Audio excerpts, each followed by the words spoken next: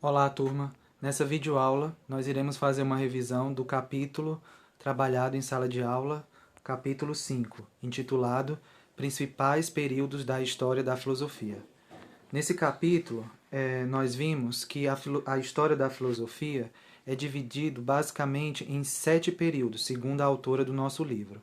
O primeiro período é a filosofia antiga, que começa no século 6 a.C. e vai até o século 6 depois de Cristo. Aí nessa imagem que eu coloquei para representar a filosofia antiga, está um famoso quadro chamado Escola de Atenas, em que nós temos basicamente todos os filósofos gregos antigos, com Platão e Aristóteles no centro do quadro e os demais filósofos. Nós não vamos nos aprofundar muito na filosofia antiga, pois ela já foi tema do capítulo 4, do capítulo passado. O que é importante lembrar é que a filosofia antiga, ou filosofia grega, ela é dividida em 4 outros períodos. O primeiro, o período pré-socrático ou cosmológico. O segundo, o período socrático ou antropológico. O terceiro, período sistemático. E o quarto período, período helenístico ou greco-romano. Todos esses períodos foram estudados no capítulo 4. O segundo período da história da filosofia é a filosofia patrística, que começa do século I e vai até o século VII depois de Cristo. Quais são as características da filosofia patrística? Primeiro, ela inicia-se com as epístolas do apóstolo Paulo e o evangelho do apóstolo João.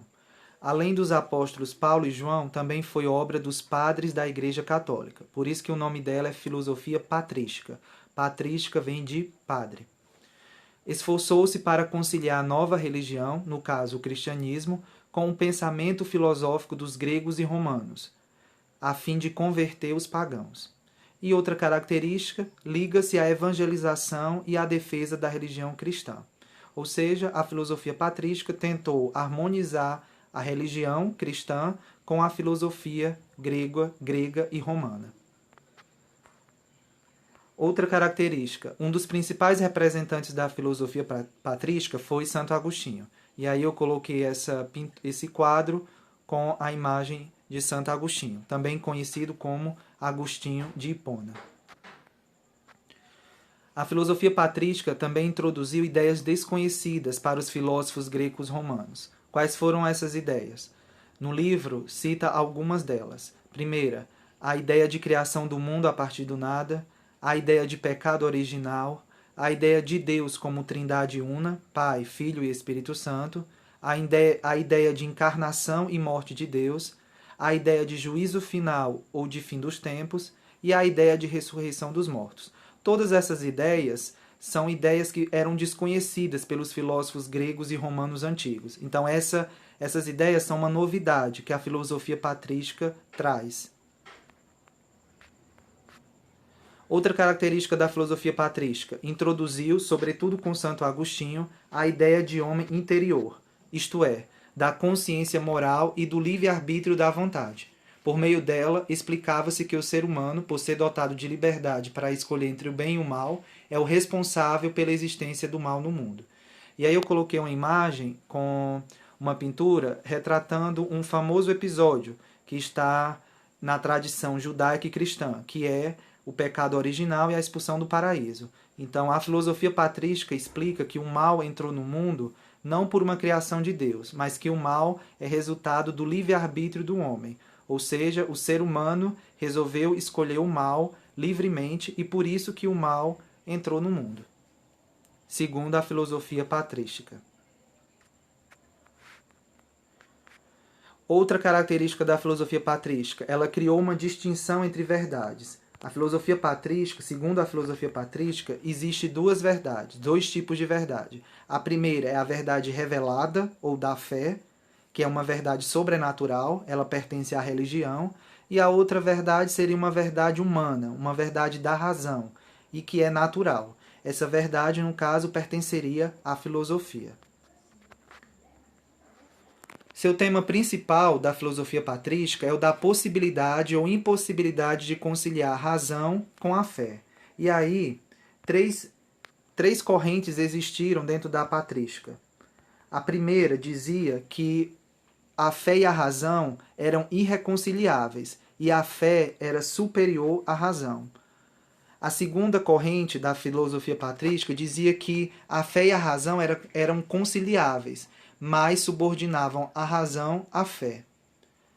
A terceira corrente julgava que a razão e fé eram irreconciliáveis, ou seja, elas não poderiam estar em harmonia, mas afirmavam que cada uma delas tem seu campo próprio de conhecimento.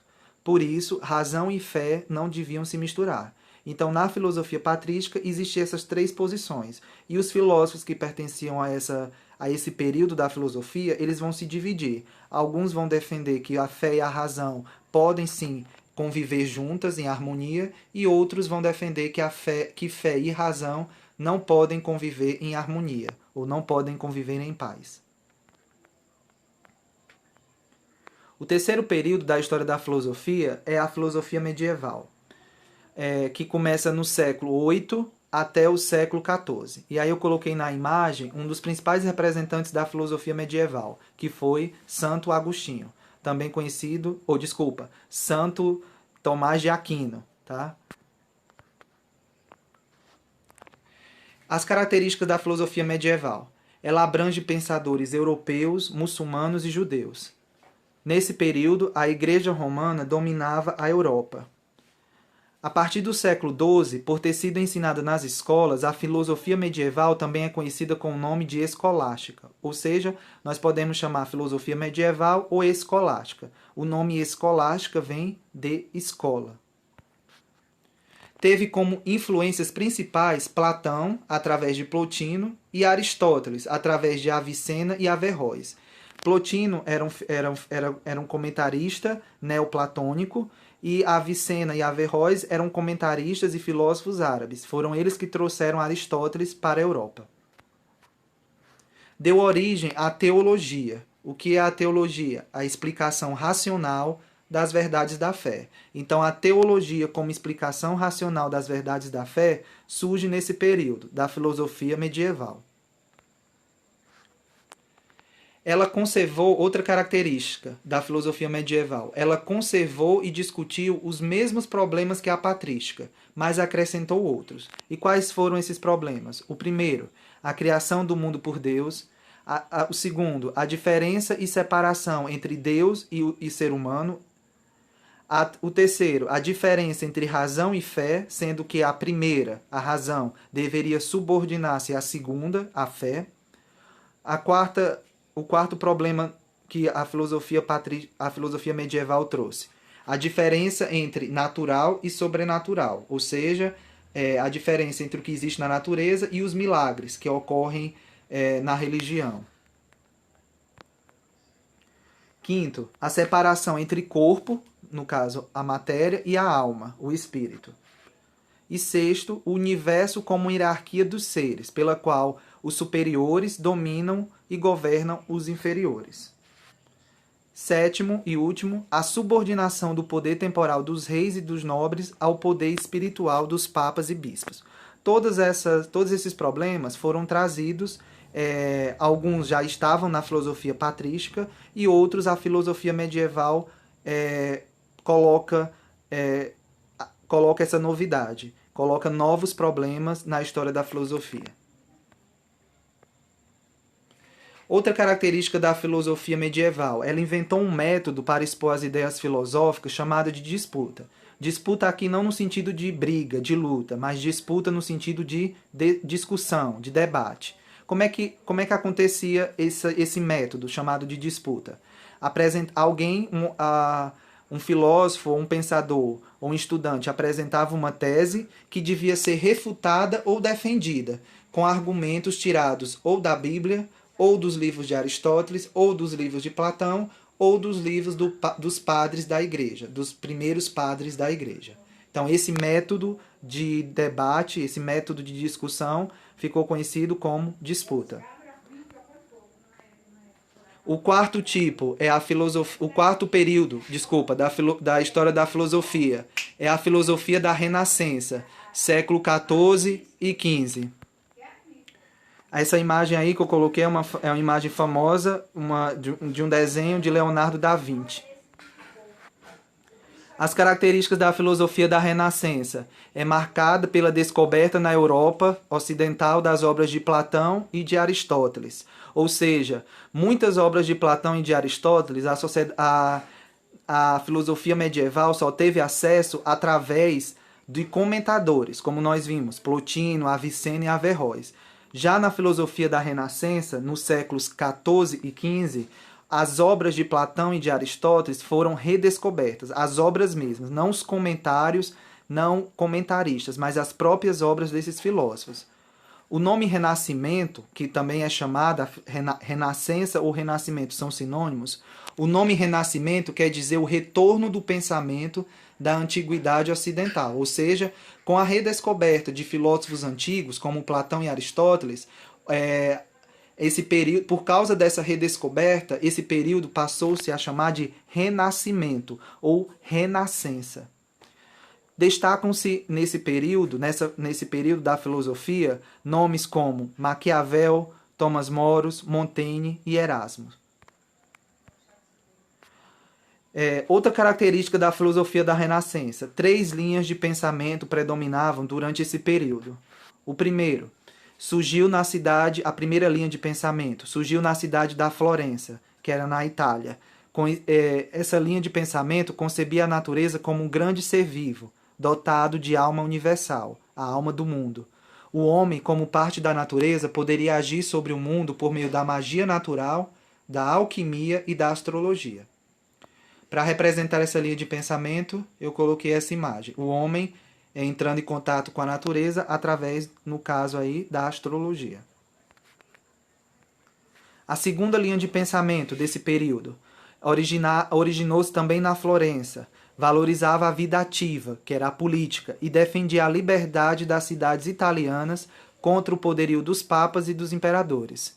Os pensadores dessa linha de pensamento recuperaram a ideia de república livre. Para representar essa linha de pensamento, eu coloquei aí a capa de um livro do filósofo romano Cícero, intitulado Da República. A terceira linha de pensamento, ela propunha o ideal do homem como artesão ou arquiteto do seu próprio destino. Isso ocorreria por meio de conhecimentos, por meio da política, por meio das técnicas e das artes. Para representar essa linha de pensamento, eu coloquei essa escultura, como espero que dê para ver, um homem, né? A escultura é um homem, a figura de um homem com um machado na mão e outra ferramenta, esculpindo a pedra, que no caso é a própria escultura. Então, a ideia do homem que faz a si mesmo, o homem que se constrói a si próprio. Outra característica da filosofia da Renascença, o traço predominante da Renascença foi o humanismo. O que quer dizer o humanismo? O ser humano é colocado como centro do universo. Enquanto no pensamento medieval tinha o seu centro em Deus, isso se chama teocentrismo, o Renascimento ou Renascença, são sinônimos, tinha seu centro no homem, homem no sentido de ser humano. Isso é chamado de antropocentrismo, ou seja, a filosofia medieval ela é teocêntrica e a filosofia da Renascença é antropocêntrica, coloca o ser humano no centro do pensamento. O quinto período da história da filosofia é chamada de filosofia moderna. Começa no século XVII e vai até a metade do século XVIII. Aí nessa imagem eu coloquei alguns filósofos modernos. Qual é a característica da filosofia moderna? Primeira característica da filosofia moderna. Esse período também é conhecido como o grande racionalismo clássico. Esse período da filosofia enfrentou o ceticismo que reinava desde o fim do século XVI. O que é o ceticismo? Eu coloquei aí entre parênteses. O ceticismo é uma atitude filosófica ou corrente filosófica que duvida da capacidade da razão humana para conhecer a realidade. Ou seja, o ceticismo duvida que o ser humano consiga alcançar o conhecimento da verdade. A filosofia moderna vai se contrapor, vai se opor ao ceticismo. Os principais filósofos desse período foram Bacon, Galileu, Hobbes, Descartes, Pascal, Spinoza, Locke, Newton, entre outros. A filosofia moderna ela propôs três mudanças teóricas principais. A primeira, o surgimento do sujeito do conhecimento. A filosofia começa pela reflexão, ou seja, aquele que conhece, o sujeito do conhecimento, volta-se para si mesmo para saber se é capaz de conhecimento verdadeiro. Somente depois de conhecer-se a si mesmo é que o sujeito se volta para as coisas, que são os objetos do conhecimento. Para representar essa primeira mudança teórica, eu coloquei essa imagem aí de um ser humano, dando ênfase à imagem ao cérebro, pois nós sabemos hoje que o cérebro é o local primordial onde acontece o pensamento, onde se dá o conhecimento. O sujeito do conhecimento, no caso, para a filosofia moderna, seria o ser humano. A segunda mudança teórica. Para os modernos, as coisas exteriores, que são os objetos do conhecimento, são conhecidos quando o sujeito do conhecimento as representa intelectualmente. Para simbolizar essa ideia, eu coloquei essa imagem aí de um ser humano vendo um pássaro. Como dá para perceber na imagem, o pássaro ele está fora, né? Fora da mente do ser humano e ao mesmo tempo está dentro. Por quê? Porque a imagem do pássaro, através do olho, através do sentido da visão, por meio do olho, vai entrar dentro da mente do ser humano. Nesse caso, o pássaro seria o objeto de conhecimento e o ser humano que está enxergando o pássaro seria o sujeito do conhecimento.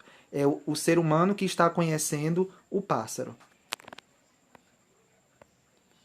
A terceira mudança que a filosofia moderna trouxe, a natureza a partir de Galileu Galilei é concebida como um sistema ordenado de causas e efeitos, cuja estrutura profunda e invisível é matemática. Essa ideia deu origem à ciência moderna. Quem foi Galileu Galilei?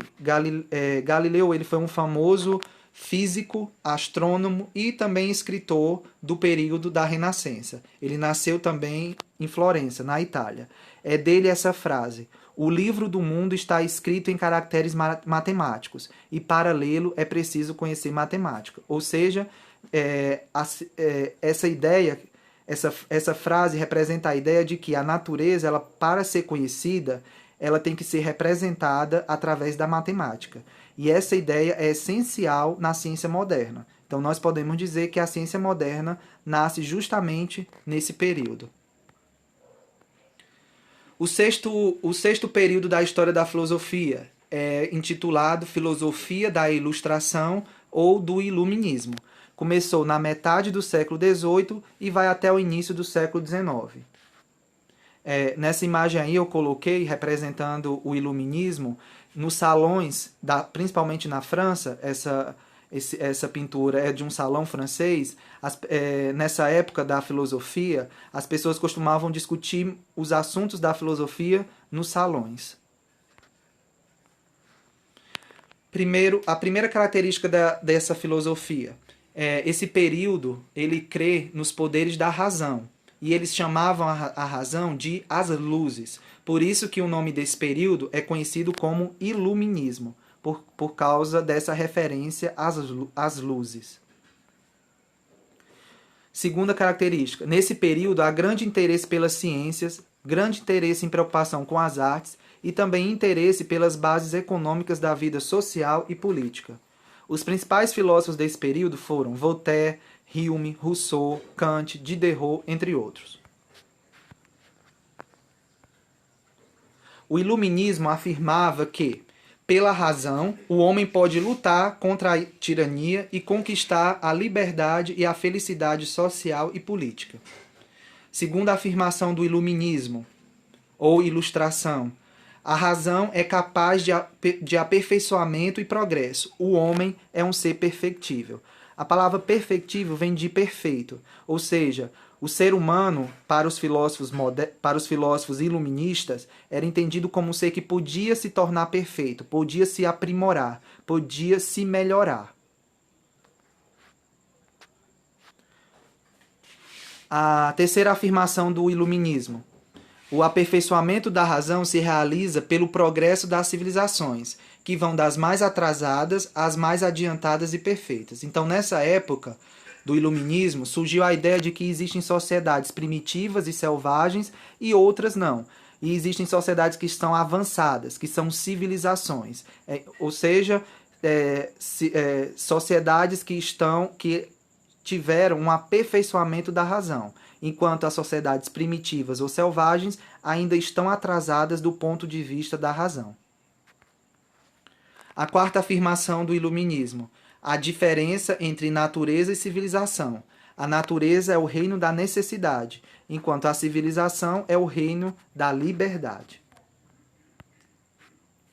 E, por fim, o último período da história da filosofia é a filosofia contemporânea, que começa na metade do século XIX e vai até os dias de hoje.